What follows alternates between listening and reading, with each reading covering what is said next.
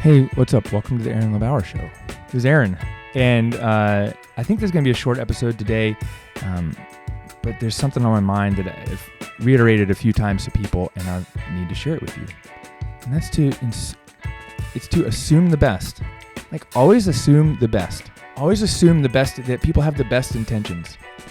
Because if we go around assuming that people have negative intentions, it's going to bring negativity into our lives. Always assume the best. So for instance, when someone cancels in your clinic, like they call and leave a message, say, hey, I need to cancel my appointment on Monday. Always assume that they're canceling and they intend to reschedule. So when you call them back, you say, hey, Mr. Jones, thank you so much for your advance notice. I'm calling to reschedule you. I've got time available this Wednesday or Thursday or next week at the same time. Which one works best for you? Or call me back and let me know which one works best for you. Or you message them that. We get them back on the phone. We just assume that they were just canceling because something came up last minute and they're not ready to reschedule versus they've had buyer's remorse and they're ready to quit. Maybe after the second or third visit when they do that, they have had buyer's remorse and they're ready to quit, and we fix that some other way in a sales training. But just assume the best intentions. Just assume the best. When someone, no-shows, just assume that they didn't do it intentionally. A lot of people, they don't necessarily do it intentionally, but they're not paying attention. They're not taking your time seriously. But just assume the best, because the worst case scenario is you assume the worst and you lose a client because that kids did have a meltdown and they weren't able to make it.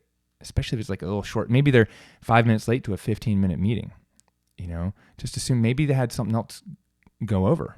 I've had this happen to me. I'm sure it's happened to other people where a few weeks ago, I had 4 new patient strategy calls right in a row.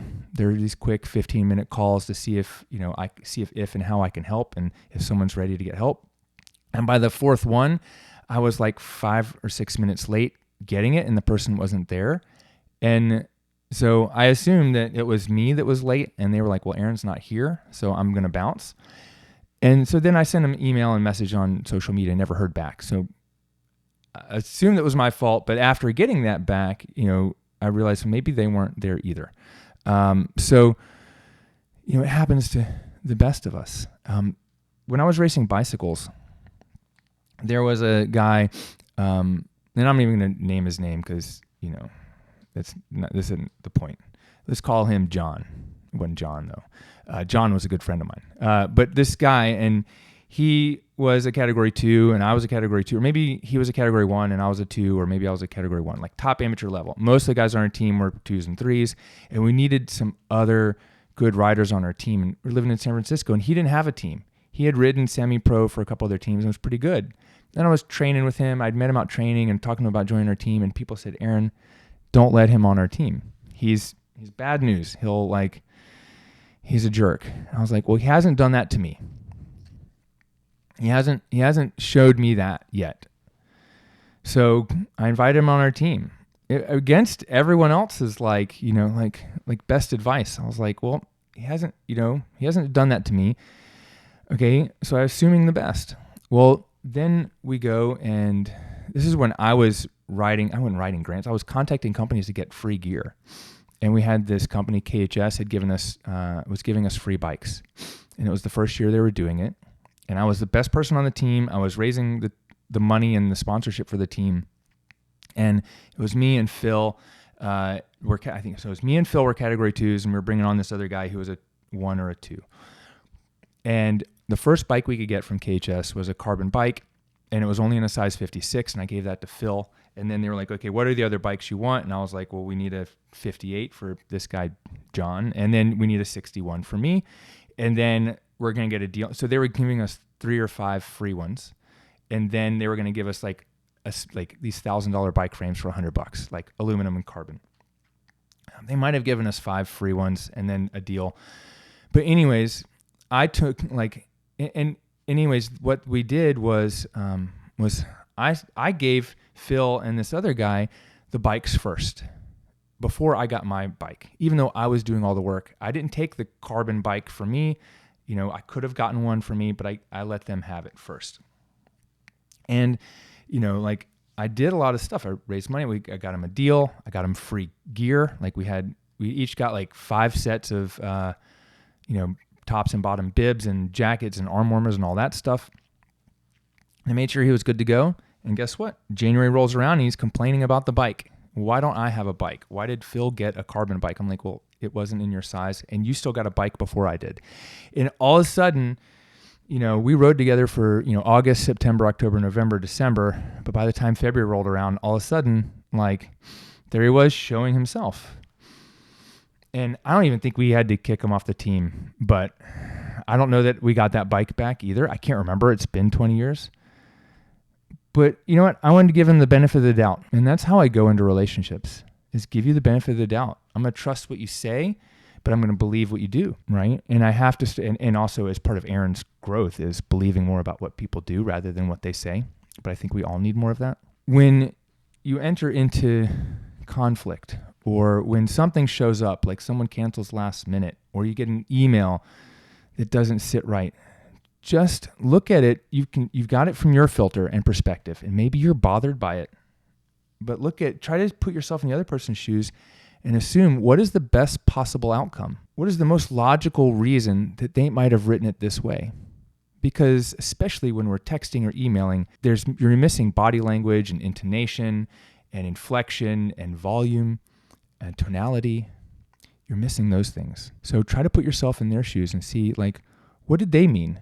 Okay, it triggers me. I feel this. All right, before you respond, sit for a minute and think about, okay, what are the possible explanations for why they sent this? If it's as simple as a patient canceling last minute or a client canceling last minute, okay, do they have kids? Man, if you don't have kids, you don't know what it's like to have kids. Kids can throw your whole day off. One of them gets sick and you're out at school picking them up and they're screaming and crying and all you can think about is making sure my kid's okay, not like, oh my God, I need to get on and call or text or do something to cancel this appointment. Just assume the best. Assume the best, because then that allows the best outcome to happen. Okay, I think it's also assume that they have the best intentions. Like I'm looking at I didn't really prepare notes for this one. I was just like, going to fire this away. Like Dream 100, when you're making marketing connections and you're going out and the owner of a gym says, yeah, I'd love to do a workshop with you. And you follow up with them and you don't hear back from them for a month. You don't hear back from them for weeks.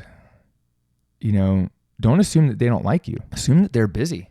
Assume that they've got fires of their own they're putting out. And the workshop isn't that important to them, because maybe it's not. It might feel really important to you.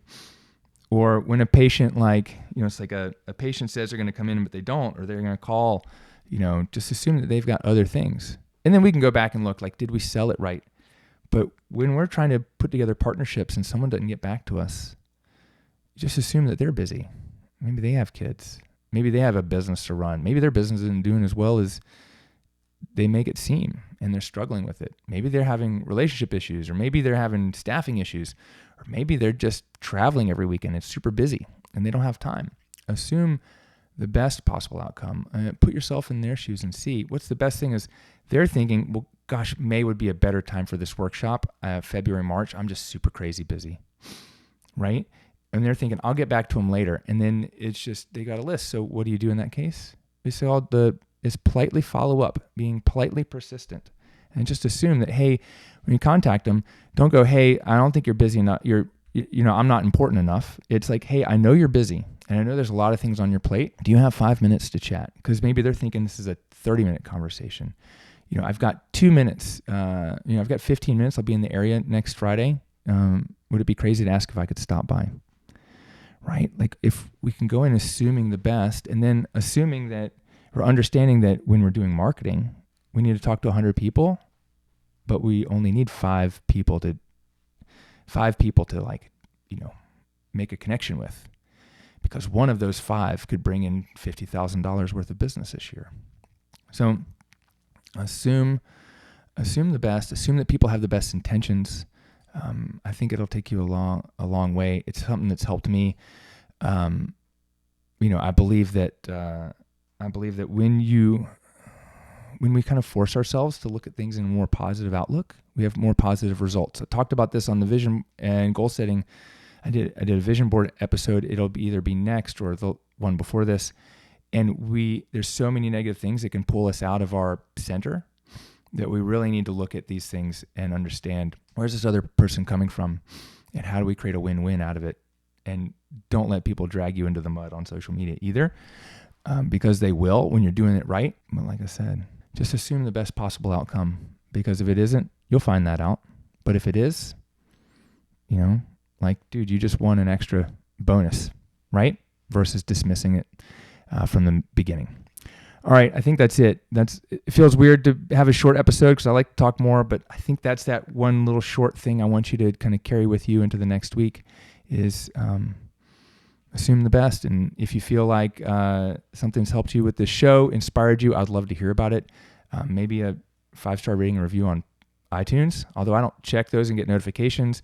Other thing I'd really love is just maybe a message on Instagram or post something to your stories and tag me. I'd appreciate that. I'll give you a shout out, reshare you. Have a great day. Go crush your goals. I'll see you on the next episode. Peace out.